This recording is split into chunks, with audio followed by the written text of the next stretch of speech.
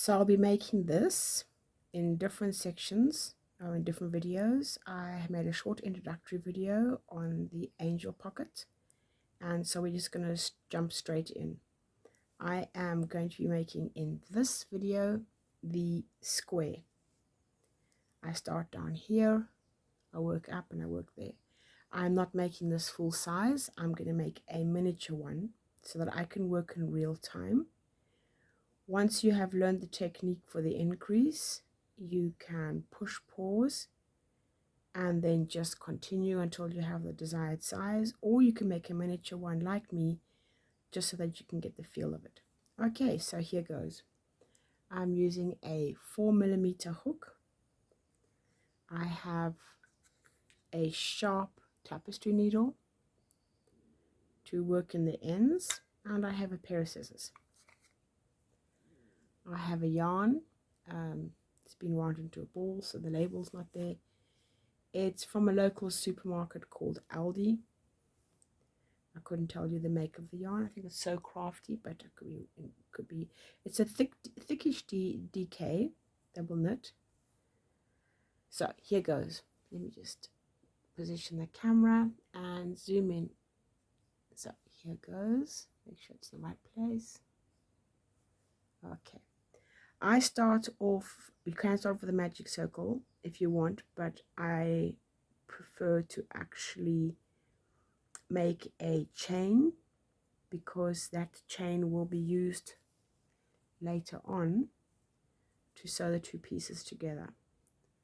So when there's actual chain here, I make it fairly long. Well, in my case, fairly long because there's only a few stitches that I worked into it. And then when you come around here with single crochet, be working into those chains, one on each side. So that's the bottom. Have a closer look at what we're going to be doing. Okay, so let's go. I am making a open slip knot, which means I'm not pulling it closed, keeping it open. And then I'm going to chain 5. Open slip knot, chain 5.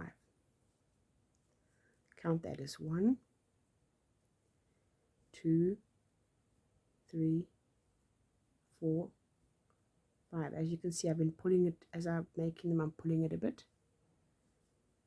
You can count 5, 2, 4, 5.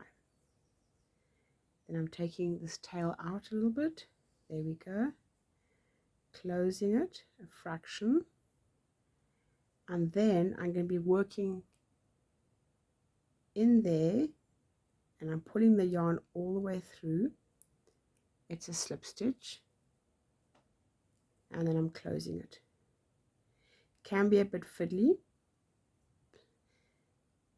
but it's what I prefer. You can, as I said, you can do a magic circle. Then I am chaining up 3. I'm not pulling them tight. I'm leaving them as they are. This is going to be part of our edging, and if you pull them tight, it's going to warp the edging. So you want to keep the edges, you want to keep them loose. It's not horribly loose, it's just not a pulled chain. Now I'm going to make a group of 3 double crochet, US terms.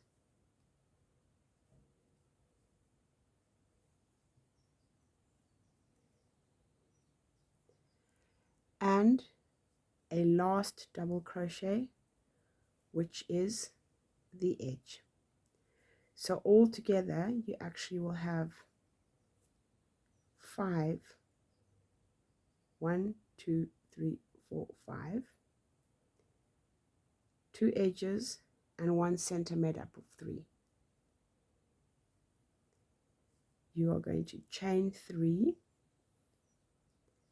then turn your work. That's an edge. You are going to open up the space created by the edge and this double crochet here, which is part of the group, and you're going to work in there 3. Some people say this is what they call the granny square stitch, which is a group of 3. I just prefer to call it a group. I sometimes make the mistake of calling it a cluster, but that's not actually quite correct. It's a group of 3. Now you're jumping over this group here, as you would when you're making a granny square, or the granny square slash stitch. There we go, and I put in another 3.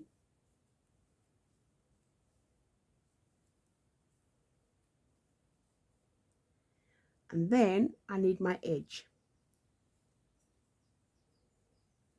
So when you're looking at it, you actually have 4. It's your group, it's your 3, and you have your edge. And every row is going to be the same in our increase. You have your groups and you have your edges. You chain your 3, you turn, open up that space,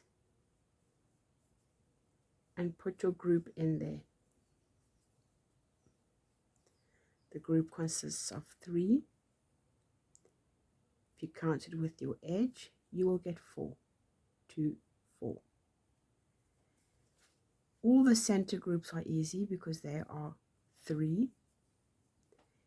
All the side groups have that edge, which means you must count 4 going into the space here, and you'll be making 4. It's your group of 3 plus the edge.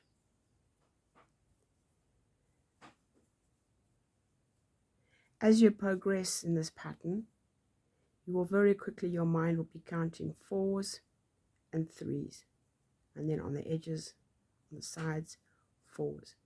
And as you go down, you can see how it is. There's your 3, and because you slipped this one in, you can see your edge bulging out. That edge will come in use later when we are sewing them together. And look how beautifully clean it is. Whereas here, can look a little bit tatty.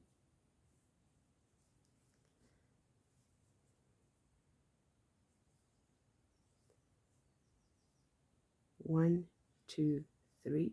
Don't pull those chains tight. Be generous with them.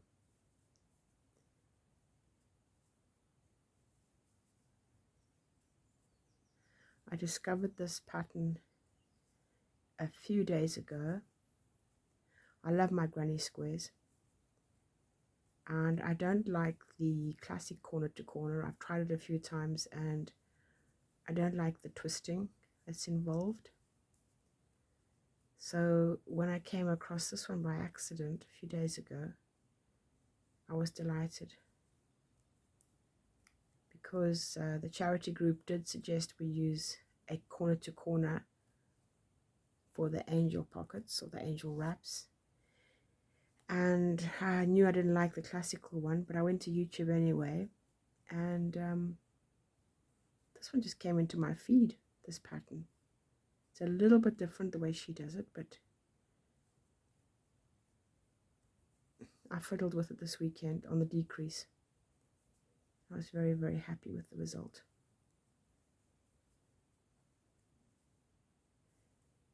Oops.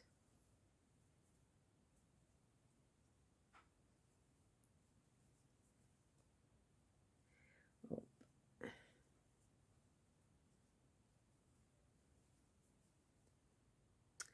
Look at that.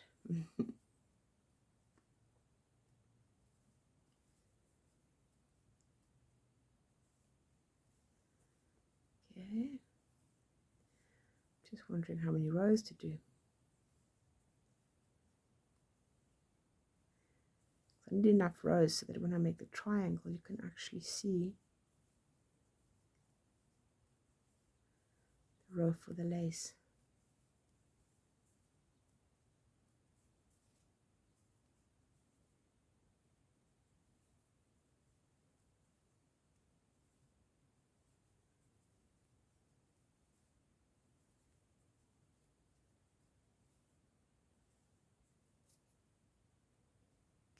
Last one, I may try make it a bit bigger so that it doesn't pull.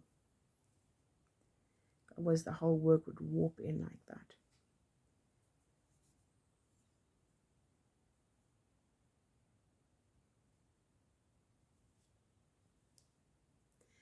I'll do one more row. Turn.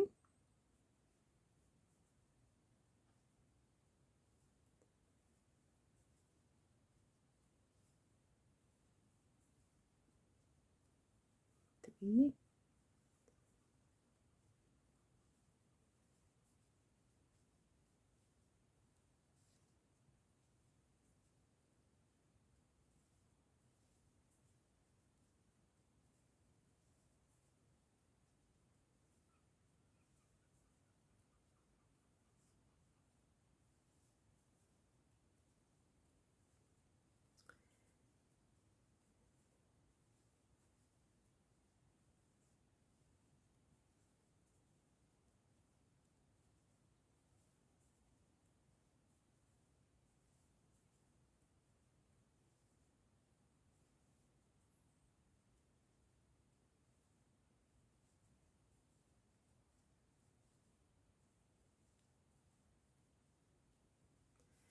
Okay, this is going to be the last of the increase rows.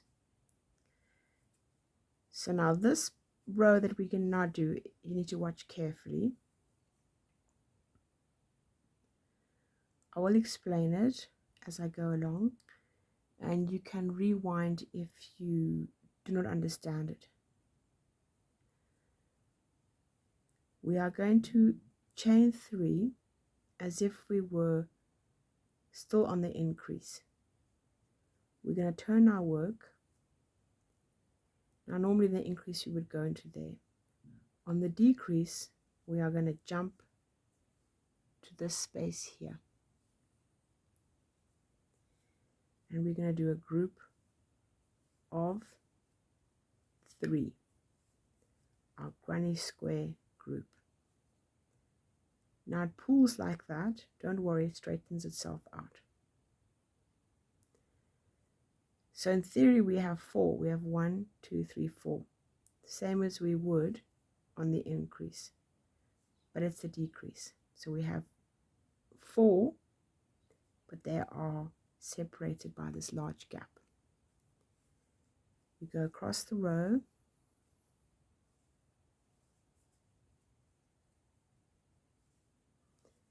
Doing our groups of 3.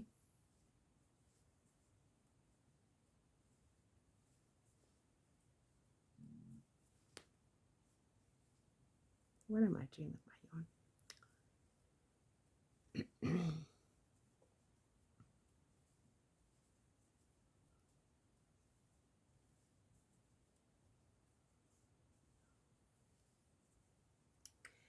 If we were on the increase,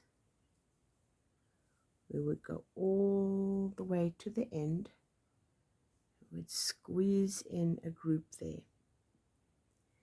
But in this case, we are on the decrease. So what we normally do on the decrease, right at the end, we make a double crochet.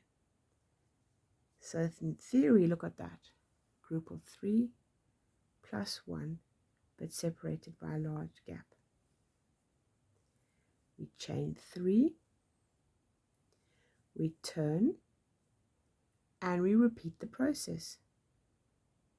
Instead of going in here, which is right next to the chain, we jump over and we go into that space.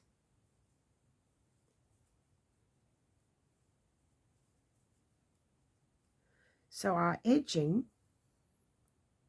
here we had an edging which had 4 and 4. Our edgings still have 4. That one there and those 3. We work across our middle section. Whoops. Our middle section consists of groups of 3.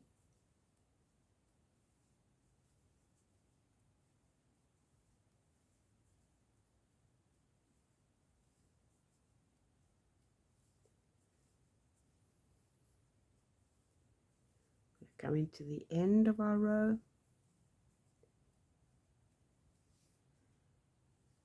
Instinctually you would think we would put a group of 3 in there, but no, we're not. What we are going to do is our last stitch. Then we're going to chain 3, which is the beginning of the next row, turn and jump into there.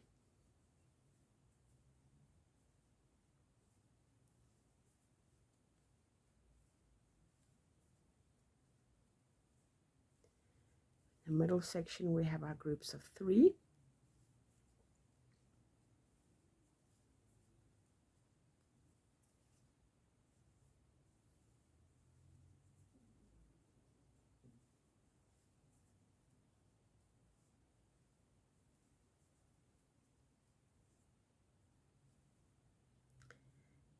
Normally you would think, oh, I've got to put a group of 3 in there.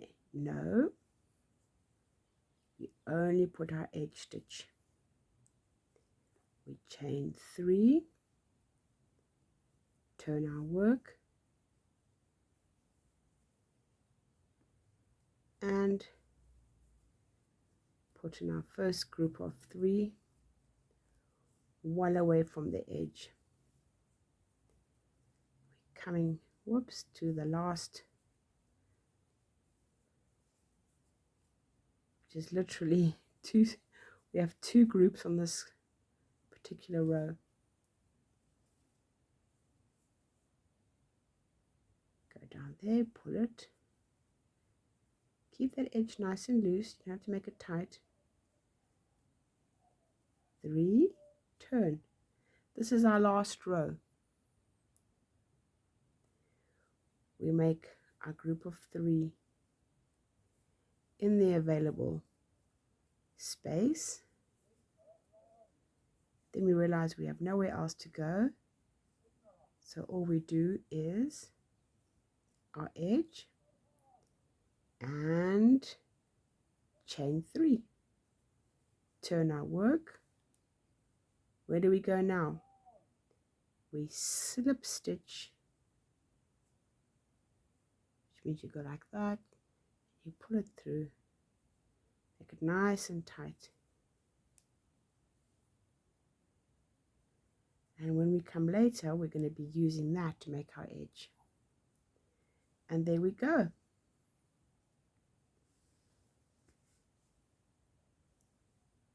You can make this any size. You can make it a blanket. If you turn it sideways, you can give them a little tug. I always give them a tug before I sew them together.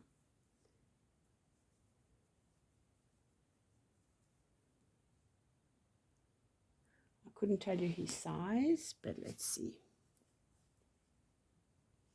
This is 6 inch. You zoom out a little bit. This is 6 inch. It's approximately 15 centimeters. You can see he's beautifully square there.